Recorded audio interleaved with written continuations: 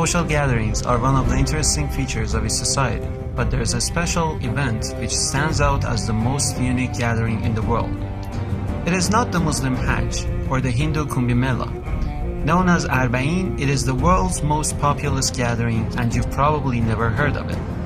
Not only does the congregation exceed the number of visitors to Mecca by a factor of 5 in fact, it is more significant than Kumbh Mela since the latter is only held every third year. In short, Arba'in dwarfs every other rally on the planet, reaching 20 million last year. That is a staggering 60% of Iraq's entire population, and it is growing year after year. Above all, Arba'in is unique because it takes place against a backdrop of chaotic and dangerous geopolitical scenes. Daesh, aka the ISIS, sees the Shia as their mortal enemy, so nothing infuriates the terror group more than the sight of Shia pilgrims gathering for their greatest show of faith. There is another peculiar feature of Arba'in. While it is a distinctively Shia spiritual exercise, Sunnis, even Christians, Yazidis, Zoroastrians, and Sabians partake in both the pilgrimage as well as serving of devotees. This is remarkable given the exclusive nature of religious rituals, and it could only mean one thing. People, regardless of color or creed, see Hussein as a universal, borderless, and meta-religious symbol of freedom and compassion. Who is this Hussein who motivates people to defy all the odds and come out to mourn his death 14 centuries after the fact? 570 AD, Arabian society is fueled with ignorance, with injustice, with tyranny, and with cruelty. Injustice on the political level, injustice on the social level, and injustice on the economic level. This man's grandfather, by the name of Muhammad, rises in Arabia. He is able to alleviate all these forms of injustice. The cruelty is removed. The tyranny has now vanished. He is able to establish principles by which every human being can live, Muslim and non-Muslim alike.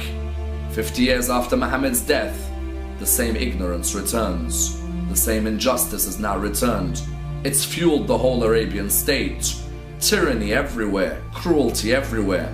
Racism is now part and parcel of that society. A man must stand. A man must ensure that his grandfather and his message do not die. This man is known as Hussein. But this man, Hussein, recognizes that for this message to remain alive, he has to sacrifice his own life. Hussein is revered by Muslims as the Prince of Martyrs, or Sayyid al-Shuhada. He was killed in Karbala on a day which became known as Ashura, the 10th day of the Islamic month of Muharram, having refused to pledge allegiance to the corrupt and tyrannical Caliph Yazid. He and his family and companions were surrounded in the desert by an army of 30,000, starved of food and water, then beheaded in the most macabre manner, a graphic tale recounted from pulpits every year since the day of he was slain. Their bodies were mutilated. In the words of the English historian Edward Gibbon, in a distant age and climate, the tragic scene of the death of Hussein will awaken the sympathy of the coldest reader. Shia Muslims have since mourned the death of Hussein, in particular on the days of Ashura, then 40 days later on Arba'in. 40 days is the usual length of mourning in many Muslim traditions. An avalanche of men, women and children filled the eye from one end of the horizon to the other. The crowds were so huge that they caused a blockade for hundreds of miles. The 425-mile distance between the southern port city of Basra and Karbala is a long journey by car, but it's unimaginably arduous on foot. It takes pilgrims a full 2 weeks to complete the walk. People of all age groups trudge in the scorching sun during the day and in bone-chilling cold at night. One part of the pilgrimage which will leave every visitor perplexed is the sight of thousands of tents with makeshift kitchens set up by local villagers who live around the pilgrim's path. The tents, called mawkib, are places where pilgrims get practically everything they need.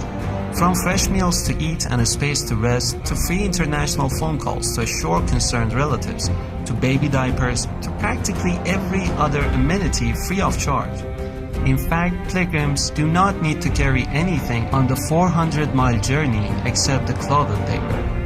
More intriguing is how pilgrims are invited for food and drink. Mawqif organizers intercept the pilgrims' path to plead with them to accept their offerings, which often includes a full suite of services fit for kings. First, you can have a foot massage, then you're offered a delicious hot meal, then you are invited to rest while your clothes are washed, ironed, then returned to you after a nap. All complimentary, of course. Everything, including security, is provided mostly by volunteer fighters who have one eye on Daesh and another on protecting the pilgrims' path. To know what Islam teaches, don't look at the actions of a few hundred barbaric terrorists, but the selfless sacrifices exhibited by millions of Arabian pilgrims. It isn't easy for an outsider to understand what inspires the pilgrims. You see women carrying children in their arms, old men in wheelchairs, people on crutches, and blind seniors holding walking sticks. Visitors to the shrine of Hussein and his brother Abbas are not driven by emotion alone. They cry, being reminded of the atrocious nature of his death, and in doing so, they reaffirm their pledge to his ideals. The first thing that pilgrims do upon reaching his shrine is recite the Ziyarah, a sacred text which summarizes the status of Hussein. In it, they begin the address by calling Hussein the inheritor of Adam, Noah, Abraham, Moses, and Jesus.